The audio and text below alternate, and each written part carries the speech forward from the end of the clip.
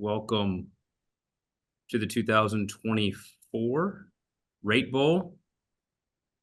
You all should have access now, and I believe you should have recording privileges as well.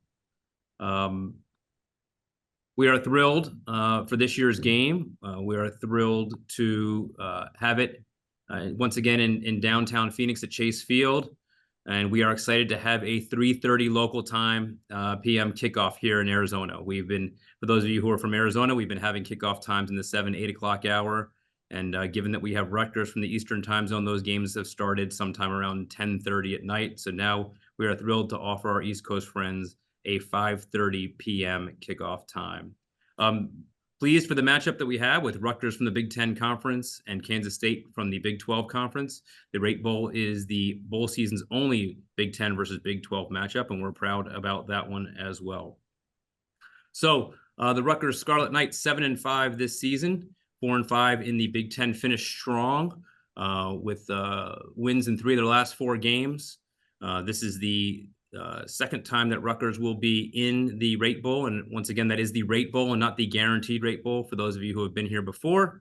So we're excited about that as well. Coach, you have an exciting offense led by your running back, but why don't you tell us about your team and the excitement level about coming back out to Arizona? Well, glad to. And I want to thank Eric and everybody associated with the Rate Bowl.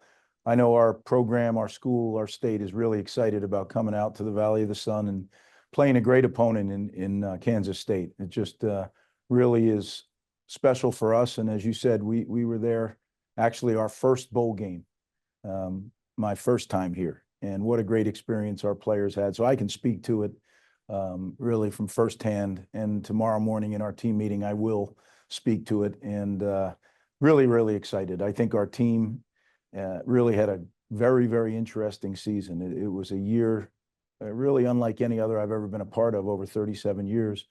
We had some incredible amounts of injuries and really had to reinvent ourselves as a football team, and had a little dip in the middle of the year, but came out of it stronger, and a lot of guys playing that maybe otherwise wouldn't have played. And you know what, finished strong, and now really excited. You know, our first time here, it became custom for our fans to plan their Christmas holidays around our bowls. And then that kind of went away, but this is back-to-back bowl games for us now. And this is something that I think our fan base needs to get used to, and we need to keep providing. So now to go out there and do a great job against a great opponent, and I'm looking forward to it. Thank you, Coach. Before we open it up for questions, we ask if you do want to ask a question, please raise your hand on the raise your hand function and have your camera visible in order to ask a question. This is our first time running a Zoom in quite a while, so please bear with us if we don't do it just as polished as we did back in 2020. After that 2005 appearance here in the then Insight Bowl, Rutgers had their only meeting against Kansas State in the 2006 Texas Bowl, where Rutgers defeated Kansas State 37-10. We will now open it up for questions. So if anyone does have a question, please use the raise your hand function, and we will call on you to go ahead and ask one.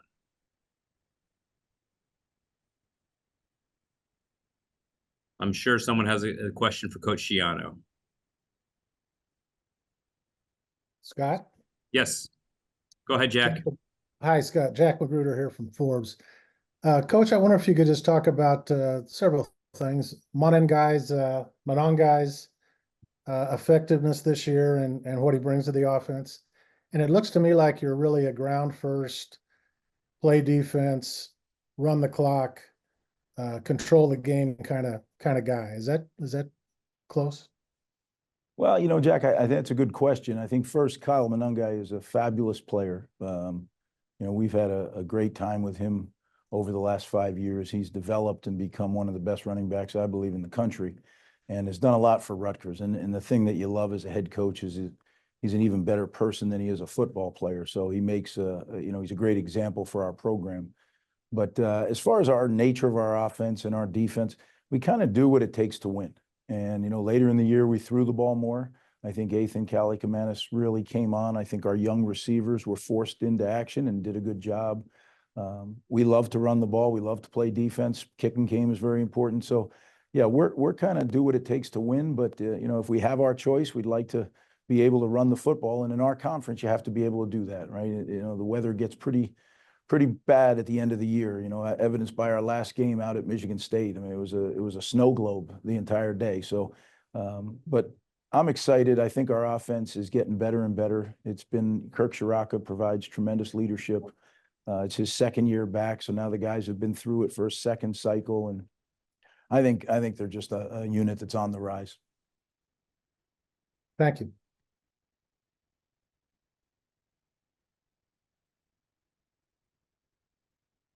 May I ask another? Okay by me. Just how did you guys manage to recover from a little bit of a skid earlier in the year? What did you say to help them through that, or how did you guys go through that, get through that? Well, I don't think there's anything I said. We had like I said, unprecedented. I've been doing this 37 years. I've never seen the likes of it. The number of people that we had, not only injuries, but season-ending injuries, surgeries. So coupled with the normal injuries that happen in a physical game of football, we had season-ending injuries that really put us in a position that we weren't, expecting or prepared for. But a lot of young guys stepped up. They gained valuable experience. And when I say reinvented ourselves, I think that's just what happened. Like, coming into the season, we had a defense that I thought was going to be special. And then in training camp, we lose our alpha.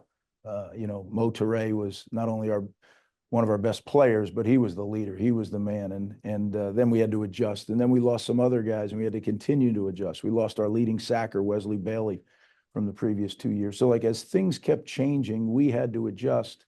And when it hit the offense as well, then it was, hard to win games for a little bit. But I think we did. I think we reinvented ourselves. Our guys, the number one thing we were able to do was stick together. The big thing here is playing for each other. And I really believe if you get a group of men that are unselfish and play for each other, you'll figure it out eventually. And that's kind of how our season went. Sure, you could live in the what if world, but we don't do that. I don't live in the past and I don't live in the future. I try to live, right now. And that's what I encourage our team to do. So we're so excited about, coming out there to the Rate Bowl. And I think our young players now have gained valuable experience and are going to do a good job. Thank you very much. Thanks, Coach. Let's go to Brian Fonseca from NJ.com. Brian? Hey, Greg. Couple quick ones. Do you have a sense of the seniors, particularly Kyle and Holland, and guys who might have NFL aspirations, if they'll be playing in this bowl game? Have you had those conversations, and do you know which one of those guys will be playing? Well, those are good questions, Brian, and I don't have any information on that yet. All those things are fluid. We have a couple fluid situations right now. Coach Harasimiak left to take the head coaching job at the University of Massachusetts, so we have adjustments going on staff-wise. We have, the annual who's going to play, who's not going to play deal in the bowl game stuff. So we're working through all that. Again, a younger me probably would have fretted over that after doing it so many years. You figure out where you are, and then you got to figure out how to do it best. And we're right in the middle of doing that. This whole past weekend has been that, and we'll continue until we kind of figure out how we're going to approach this thing. But it's coming quick. It's 26. Will be here before we know it. Well, going off that, have you decided who will be calling plays defensively in the bowl game? And do you have hope that you might have a DC in place by the time the bowl game comes around? No, I don't have any answers for that right now. It's, as I said, an incredibly fluid process, and we are in the infant stage of it. So again, you've seen me in the past. Sometimes it's immediate, the moves I make with staff, and sometimes you guys think I'm not going to do anything, right? But I just do what the situation calls for, in my opinion. And so I'm not going to predetermine it. We have plenty of good coaches here that can call the defense, and we have more importantly, we have plenty of good players that can go play the defense. Thanks. Thanks, Coach. We'll move on to Anthony Facilli from Rutgers Radio. Greg, congratulations. Last year, obviously, everybody knows how important the practices are. But last year, you had a number of young players that helped you win that bowl game. Is that something that also now is the new part of college football? You got to put young players in those bowl games. There's no doubt, Fooch, and it's a great question. I think, I can just, you remember last year when that interception, right, a key interception in that game against Miami, and who a true freshman, right, that makes a big play in the game. And I love that. I love the early stages of the bowl preparation where we just have young players out there getting valuable experience. And then every once in a while, one of them really pops. They've been kind of sitting in the incubator during the season. maybe getting a little, second or third team reps, but not getting a lot of game. And then all of a sudden the bowl game, they get pushed into action, and then you get to start to see really, who you have, who you recruited. And that to me is one of the fun parts of college football. Next up, we'll go with Patrick Lanny from New Jersey Advanced Media. Hi, Coach. I know you mentioned going back to the bowl game that you were first part of, right? The Insight Bowl. What's the significance of that? And I guess just what's the significance of that? Well, that's fun. It's a good question, Patrick. I don't know if there is any significance other than I love the place. I mean, I love the city. I love the area. And I love the people who are involved with the bowl game. I mean, they do such a great job for their teams, for the families. Rutgers people talk so fondly about our time there that week. So I'm looking forward to, as many Rutgers people as we can get out there and, come from around the country, our alums that are all spread out over the Southwest and the West Coast. Hopefully they can join us, and just looking forward to having a great experience. And again, we're playing a really, really good football team that I have the utmost respect. Coach Kleiman, I've never really competed with him, but I've followed his teams as a fan.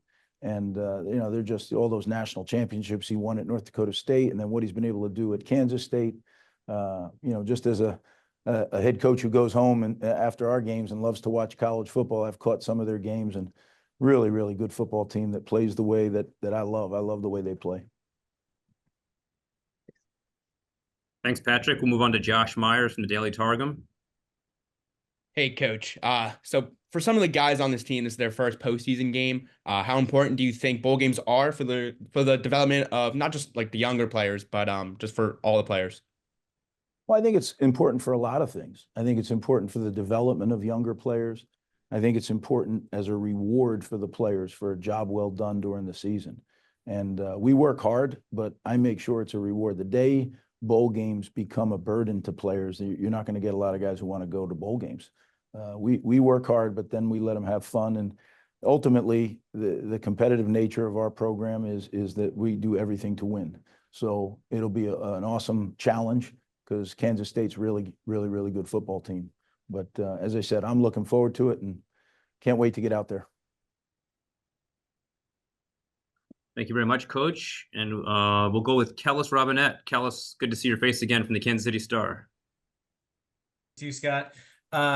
Coach, K-State and Rutgers haven't played since 2006, but you were actually the coach at Rutgers back then. So what was it like playing against them in a bowl game? Do you have any recollections from that far back? Yeah, that's a long time ago. But, I had a lot of crossovers with K-State people over the years after that. So, I actually have a coach on my staff who was on that other staff, Dave Brock, our wide receivers coach. So, yeah, there's been a lot of crossovers. My quarterback when I was in Tampa, he was Josh Freeman, and he was the quarterback when we played him in that bowl game here at Rutgers. So it seems like my football career has crossed paths a lot of different ways with Kansas State. And, I watch them, like I just got done saying, I watch them play as a fan sometimes when I catch them on TV and just love the way they play. It's a team that I like to watch because they remind me of the way we play, not necessarily schematically, but just how hard their kids play and they do it the right way. Great, Coach. We do have someone who's having trouble raising his hand, and that'd be Chris Eisman from the Bergen Record. Chris, go ahead for Coach Schiano. Greg, I guess just you kind of mentioned this earlier, but just the older players who obviously are getting this opportunity to go back to a bowl game, and we talked during the year about kind of the resiliency that they showed and how proud of you were of them. I guess what do you mean? What does this mean to you to see them go through this and get this opportunity? Means a lot. These are the guys who took a chance on us. We recruited that first class in 11 days, and there was no proof that anything good was going to happen here other than what we had done the first time when we were here. But things had really deteriorated, and for them to take a chance on us at that time, and now 5 years later, they're the senior class that kind of led this program out of the darkness again. And it's a player-led program. I rely on them so much, and guys like Kyle Monunga and Holland Pierce, and you go down the list. Those guys just provide such leadership on a daily basis that I'm thrilled for them to have this opportunity, and thrilled for our whole program, our fan base, our school. These are special. Some people talk about, well, with the advent of the college football playoff, bowl games don't mean as much. Well, don't tell our guys that. It means a lot to us. And, hopefully someday we're in that college football playoff, but this is our college football playoff. We get a 1-game playoff and it's called the Rate Bowl. So we're very excited. Thank you, Coach. I want to go to Rutgers rivals and Alex Kraus-Hamill. Greg, you talked a lot about during the bye week, kind of stripping things down to the studs, and that kind of led to the turnaround. How do you kind of balance keeping up the development with the same things that you've been doing while also trying to stack on some new things for that development purposes of some of the younger guys? Yeah, I don't know how many new things. You always make game plan adjustments, little tweaks here and tweaks there to take care of issues or take advantage of something you think might be a situation where you can gain an advantage. But at this stage, you're not really putting in a whole lot of new stuff. What you're trying to do is make sure, especially in the early part of this prep, fundamental development of our younger players. They get a chance. It's a mini spring practice. We know we're going to have spring practice, but the early part of bowl prep is a mini spring practice to get our guys great work. Our older guys that are beat up, they'll be doing work, but not at the level they're accustomed to during the season. When we get into install and then game plan preparation, then they'll go back full bore. But right now it'll be the younger guys. And I'm looking forward to that because I love those periods where you can really teach. You're not doing it against a particular opponent. You're just doing fundamental development. And to me, that's the basis of coaching, the very, very bottom floor of it. And I love that. Coach, thank you for your time. Before we move on to Coach Kleiman, is there anything you would like to add in final thoughts? Well, I'm just really excited. I really do. I look forward to the preparation, and I look forward to getting out to Arizona and really having a great experience out there with the game. And, we have some work to do before we get there, right? Academically, we got a lot of challenges ahead of us, final exams and all that stuff. But we got a responsible group, a mature group. They'll take care of business, and then we'll go out there and have a great experience. So this is going to be a great month, but we got a lot of work to do. And again, excited to be competing with Kansas State. Coach Kleiman does such a great job, and their program does such a great job that I just think excited about it. Coach, thank you very much for your time. Really appreciate it. Enjoy the rest of your December and holidays, and we'll see you out here on December 22nd. All right, guys. Hey, one thing before I get off, if I could, because we had just a horrible tragedy here in New Jersey. Brad Cunningham, who was part of my first recruiting class way back in 2000. He and Coach McKnight, who is a very popular head coach in New Jersey, and they had a tragic car accident. Those two and 4 others were killed in a really bad accident. And I just want to send our thoughts and prayers from Rutgers and from our football program and all their friends. Those are, Brad Cunningham's one of us. So to your families and to everybody involved in Hudson County and Hudson Catholic football, our thoughts and prayers are with you. Anything we can do, we're here. Thank you, guys. Thank you, Coach. Appreciate that very much.